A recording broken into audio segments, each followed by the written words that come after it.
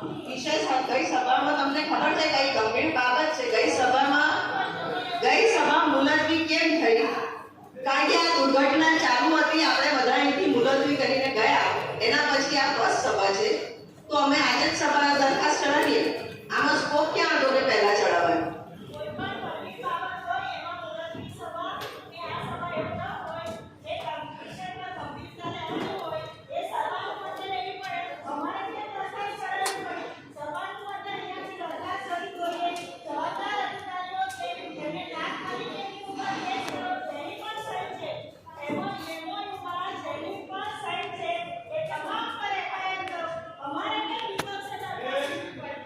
મેયરશ્રી